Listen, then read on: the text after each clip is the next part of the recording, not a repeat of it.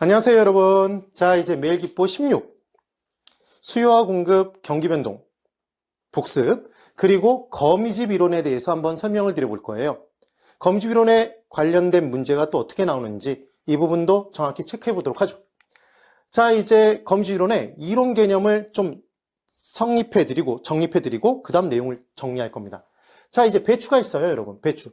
배추와 부동산에 공통점이 있었죠. 비읍비읍 그러시면 안 돼요. 생산하는데 시간이 걸린다? 그래서 수요가 증가해도 바로 공급을 늘릴 수 없는 수요와 공급 사이에 시간 차이가 존재하는 재화였던 거죠. 그게 공통점이었어요. 그래서 배추의 내용을 보는 거예요. 배추의 수요량과 공급량이 같아서 균형이 이루어져 있었습니다.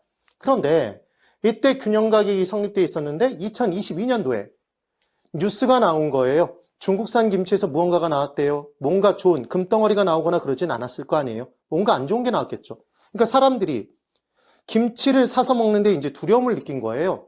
왠지 중국산 김치일 수도 있으니까. 그래서 직접 담궈서 먹기 위해서 김치를 직접 담그기 위해선 배추 수요가 폭등되겠죠. 그래서 2022년도에 배추 수요가 급증했습니다. 수요 증가로 출발한 거죠. 그럼 일반적인 재화는 바로 공급량이 증가돼서 균형이 달성되겠네요.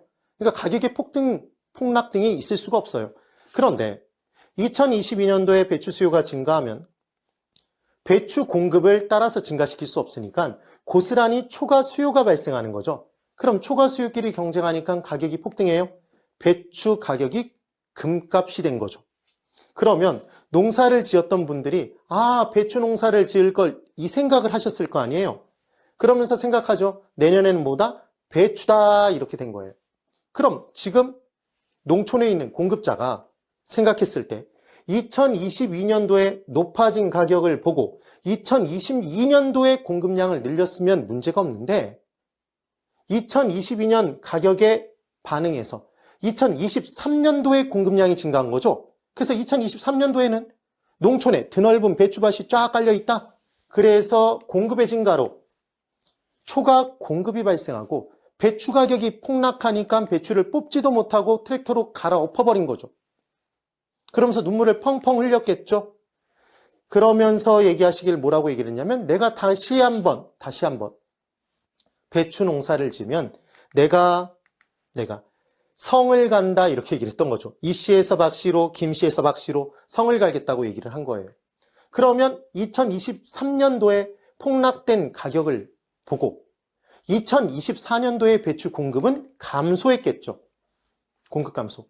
그럼 공급이 감소됐으니까 2024년도에는 초과 수요 발생하고 다시 가격이 폭등해요. 그럼 이 폭등된 가격에 맞춰서 2025년도에 갑자기 농촌에 박씨가 증가했죠. 그 말은 성을 갈고 다시 농사를 지었다. 배추 공급량을 늘렸던 거죠. 그래서 2025년도에 배추 공급이 증가하니까 초과 공급으로 가격은 다시 폭락한다? 폭락해요. 그리하여 수요가 증가해도 바로 공급이 따라서 증가하지 못하는 수요와 공급 사이의 시간 차이 때문에 그 시간 차이는 뭐 때문에 발생한다? 공급의 비탄력성 때문에 발생하는 거죠. 그래서 바로 균형을 달성할 수 없으니까 초과 수요, 초과 공급, 가격 폭등, 폭락을 반복해가면서 균형점에 접근해가는 궤적 모양이 뭘 닮았다? 거미집을 닮았다. 이게 거미집 이론이었죠. 그래서 만약에 수요와 공급 사이에 시간 차이가 없으면 거미집은 발생하지 않는 겁니다. 그럼 이때 이 시간 차이가 줄어들면 줄어들수록 거미집은 작게 발생하겠네요. 그 내용이죠. 그리하여 단계 공급이 불가능한 재화만 거미집 이론이 적용되는 거예요. 그래서 문제에서 거미집 이론은 일반 재화 모두에 적용되는 이론이다 그러면 걔는 X입니다. 고로 단계 공급이 불가능한 재화의 대표주자에 부동산과 농수산물 등이 있겠죠. 이렇게 기억해 두시면 됩니다. 그래서 중요한 건 공급량의 결정은 2023년도에 공급량의 결정은 언제 가격에 의해서 결정됐죠? 2022년도에 가격에 의해서 2023년도에 공급량이 결정된 거예요. 왜 이렇게 한 기씩 차이가 발생하죠, 여러분? 짓는데 생산하는데 시간이 걸리니까 이 내용이에요. 그래서 만약에 공급자가 미래 가격을 정확히 예측해서 미래 공급량을 결정 지으면 초과 수요 없고 초과 공급 없고 가격 폭등 폭락 없어요. 거미집은 발생하지 않습니다. 그래서 외울 때 어떻게 기억하시면 되냐면 공급자는 짱구다 이렇게 기억하시면 돼요. 누구는 짱구라고요? 공급자는 짱구다 이렇게 기억을 꼭 해두세요. 이게 중요한 포인트인 거예요.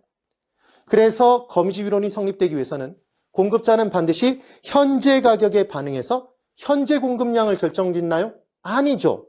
왜냐하면 짓는데 생산하는데 시간이 걸리니까. 현재 가격에 반응, 미래 공급량이 결정되더라. 그러면 현재의 공급량은 언제 가격에 의해서 결정됐을까요? 과거 가격에 의해서 결정된 것이다. 이걸 꼭 기억합니다. 그래서 제가 공급자는 짱구라는 표현을 써요. 짱구란 앞뒤가 튀어나온 게 아니라 비합리적인 판단을 내리는 사람이라고 기억하시면 됩니다. 공급자가 짱구가 아니면 거미집에 걸릴까요? 피할까요? 피하겠죠. 그리하여 반드시 거미집 이론에선 공급자는 짱구여야 돼요. 현재 가격의 반응, 미래 공급량이 결정되는 겁니다. 그런데 수요자는 짱구가 아니에요. 그래서 현재 가격의 반응, 현재 수요량. 미래 가격의 반응, 미래 수요량을 결정짓게 돼 있어요. 그리고 거미집 이론은 주거용, 상업용, 공업용 건물 중에 상공에 좀 더 강하게 반응해요. 그래서 예를 기억하실 때는 거미집은 실제로 이렇게 지나가면 얼굴에 턱하니 걸리나요? 발길에 걸리나요? 얼굴에 턱하니 걸리죠. 거미집은 상공에 친다 이렇게 기억을 해두시면 돼요. 그리고 이 거미집 이론을 누가 만드셨냐면 주장을 하신 분이 이론을 만드신 분이 에치켈이라는 분이 만드셨어요. 그래서 에치켈이 만들었다 시험에 나온 적 없는데 혹시라도 기억하고 싶으시면 에거먼이나 이렇게 기억해 두시면 돼요. 그러면 2022년도에 폭등된 가격에 맞춰서 2023년도에 공급량이 결정됐다. 지금 한 개씩 차이 발생하는 걸 기억해 두시는 거죠. 공급의 비탄력성 때문에. 이제 거미집 이론의 모형이 어떻게 되는지 설명을 드릴 거예요. 수요와 공급이 있습니다. 거미집 이론의 모형은 한 점으로 몰리는 경우, 의견을 하나로 모으는 게 수렴하는 거죠. 그게 수렴형. 그럼 퍼져나가는 건 발산형. 돌고 돌고 도는 건 순환형이었어요. 그럼 이렇게 모형이 달라지는 이유는 수요 곡선과 공곡선의 기울어진 정도에 따라 달라지는 거잖아요. 그래서 지금은 미세하게 수요 곡선의 기울기가 더 완만해요. 그럼 수요 곡선의 기울기가 완만하다는 얘기는 수요량의 변화가 더 큰 거죠. 수요 탄력성이 더 큰 경우입니다. 그럼 이제 이와 같이 균형 가격이 형성돼 있을 때, 균형점이 형성돼 있을 때 처음 출발은 수요 증가로부터 출발한 거예요. 수요가 증가하면 수요 곡선이 우측으로 이동하죠. 이렇게. 그럼 균형점이 원래는 이 점으로 옮겨가야 되는데 이렇게 한 방에 옮겨가기 위해서는 공급량이 바로 증가가 가능해야 된다. 그런데 부동산, 농수산물 등은 바로 공급량을 늘릴 수 없으니까 수요 증가 시 공급량은 그대로 여기에 있으니까 위로 올라가겠죠. 고스란히 초과 수요로 가격 폭등이 나타난다. 가격이 폭등해요. 그럼 이 폭등된 가격에 맞춰서는 공급량이 여기에 있죠. 그래서 초과 공급이 발생합니다. 초과 공급끼리 경쟁하니까 가격이 폭락하네요. 그래서 폭락된 가격에 맞춰서는 공급량이 여기에 있잖아요. 그래서 공급을 감소시켰더니 초과 수요가 발생하는 거고, 초과 수요끼리 경쟁하니까 다시 가격 폭등, 초과 공급, 가격 폭락, 초과 수요, 가격 폭등을 반복해가면서 균형점에 접근해가는 궤적 모양이 뭘 닮았다? 거미집을 닮았다. 이게 거미집 이론이죠. 그럼 얘는 한 점으로 몰리네요. 이게 무슨 형? 수렴형입니다. 되셨어요?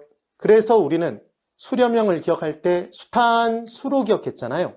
그럼 수요 곡선의 기울기와 공 곡선의 기울기를 비교했을 때 수요 곡선의 기울기는 수요의 법칙에 따라 가격과 수요량이 반비례니까 마이너스죠, 지금.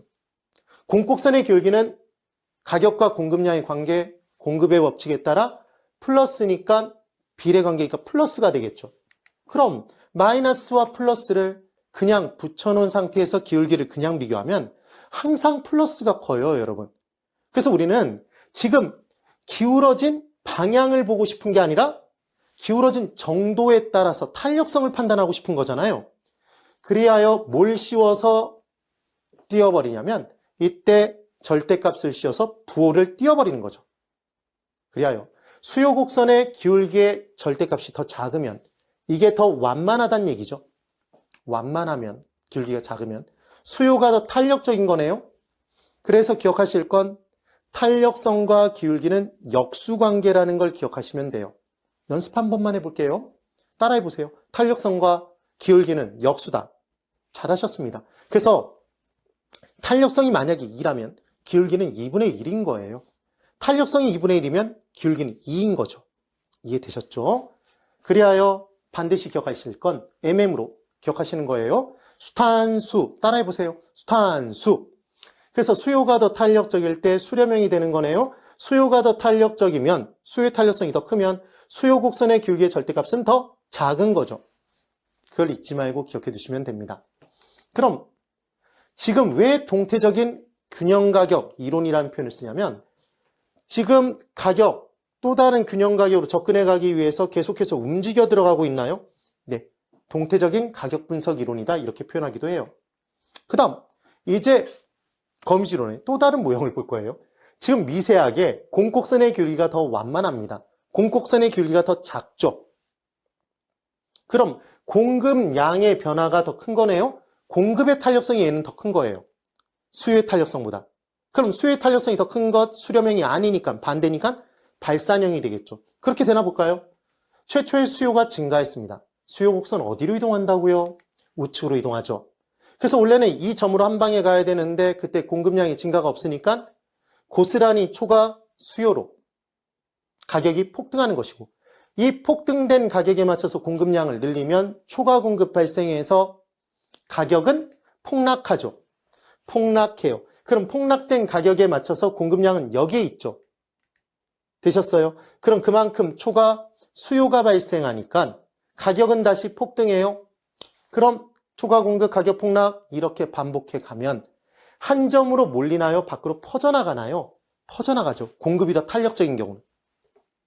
공곡선의 기울기의 절대값이 더 작은 경우는 이렇게 퍼져나간다고요. 발산형이 되는 겁니다. 이해되셨죠, 여러분? 그래서 무조건 외우시는 거예요. 뭐만 외워주시면 되냐면 공탄발 이런 걸 기억하는 게 아니라 수탄, 수만 기억해 두시는 거예요. 수요가 더 탄력적이면 걔는 뭐다? 수렴형. 수요가 더 탄력적이라는 얘기는 탄력성과 기울기가 역수니까 수요 곡선의 기울기의 절대값이 더 작은 것이다. 기억해 두시면 돼요.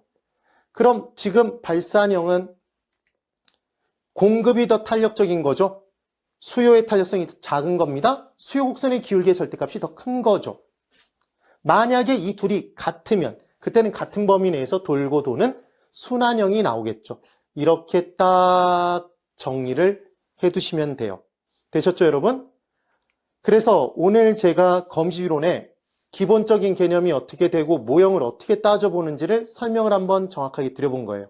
오늘 여기까지 정리하고 내일 바로 문제로 다시 찾아뵙도록 하겠습니다. 여러분 고생 많으셨습니다.